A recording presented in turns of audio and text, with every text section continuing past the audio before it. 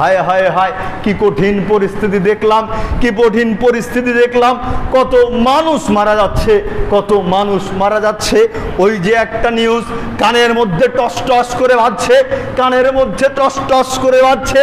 ছেলে বলতেছে, আমি আমার আব্বুকে, আমি আমার আম্মুকে উঁচু জায়গাতে রাখতে গিয়েছি, আমি আমার আম্মুকে উঁচু জায়গাতে রাখতে গিয়েছি, আর বাপকে, বৃদ্ধ বাবাকে ঘরের মধ্যে রেখে গিয়েছি, বলেছি আব্বু তুমি ঘরের মধ্যে থাকো, আমি মাকে উঁচু জায়গাতে রেখে আসি। এবারে ছেলে কি করেছে, মাকে উঁচু জায়গাতে রাখতে গিয়েছে, উঁচু জায়গাতে রাখার পরে যখন পুনরায় বাপকে নিতে এসেছে, দেখে বাপও নাই, ঘর বাড়িও নাই, কিচ্ছু নাই, সব বেঁচে চলে গিয়েছে। একেবারে পানি আর পানি। জোরে সরে বলুন ইন্না লিল্লাহি ওয়া ইন্না ইলাইহি রাজিউন। কত হৃদয় বিদারক ঘটনা, কত হৃদয় বিদারক ঘটনা আসতেছে। ওই যে একজন বোন 9 মাসের প্রসূতি চিৎকার করে বলতেছিল, ও ছোট ভাইরা আমাকে একটু উঁচু স্থানে উঠাও, আমাকে একটু উঁচু স্থানে উঠাও, আমার পেটের মধ্যে 9 মাসের বাচ্চা, আমার পেটের মধ্যে 9 মাসের বাচ্চা। ইন্না লিল্লাহি ওয়া ইন্না ইলাইহি রাজিউন। সেই বোনটিও মৃত্যুবরণ করেছে, সেই বোনটিরও বাঁচার মতন করে পরিস্থিতি নেই। পরিস্থিতি কত জটিল হলে, পরিস্থিতি কত কঠিন হলে মসজিদের মাইকে মুয়াজ্জিন সাহেব চিৎকার করে বলতে থাকে, আপনারা একজন আরেকজনকে ক্ষমা করে দেন, একজন আরেকজনকে মাফ করে দেন। হতে পারে এই দেখা শেষ দেখা, হতে পারে আর কোশ্চেন কালেও কেউ কাউকে দেখতে পারবো না। কেউ কারো উপর রাগ রাখিয়েন না, কেউ কারো উপরে হিংসা রাখিয়েন না। একজন আরেকজনকে আল্লাহর রাস্তে মাফ করে দিয়ে কালেমা পড়তে থাকুন, কালেমা পড়তে থাকুন। পরিস্থিতি কত কঠিন হতে পারে ফেনীর একটা আর চিন্তা করুন। ফেনীর জীবন্ত পরিবেশের কথা বলতেছি। গতকালকে এভাবে মসজিদে মাইকিং করা হচ্ছিল, তারা মৃত্যুর জন্য প্রস্তুতি গ্রহণ করে ফেলেছে।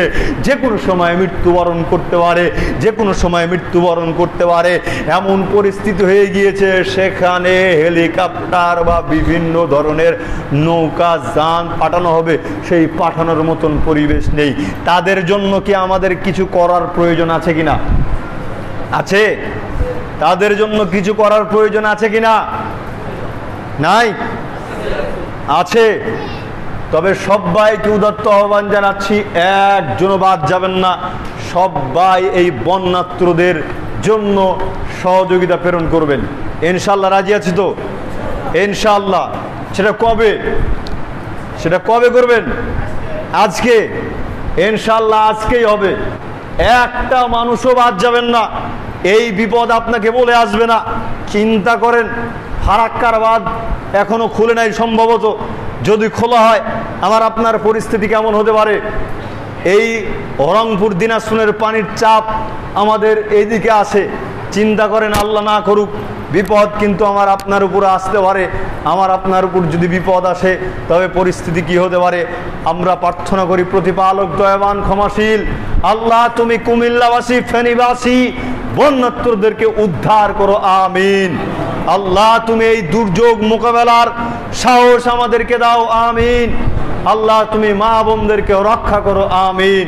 আল্লাহ তুমি বয়োজ্যেষ্ঠ, বৃদ্ধ, কচি কাঁচা সোনামণি সবাইকে উদ্ধার করো, আমিন। পরিশেষে আমরা বলতে চাচ্ছি, একটা মানুষও আজকে বঞ্চিত করবেন না, একজন মানুষও বঞ্চিত করবেন না। দেখেন গত বছর, তার আগের বছরও কিন্তু সিলেট বা বিভিন্ন জায়গাতে বন্যা হয়েছে।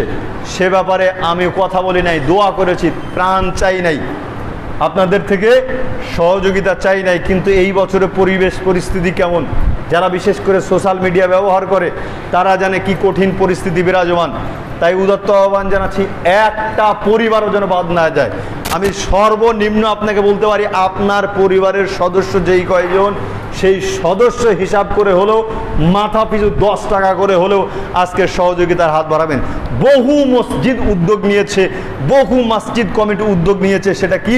সেটা হচ্ছে আজকের জমাবারে কৌটোর টাকা মসজিদে জমা হবে না, বরং বন্যাত্রদের জন্য জমা হবে।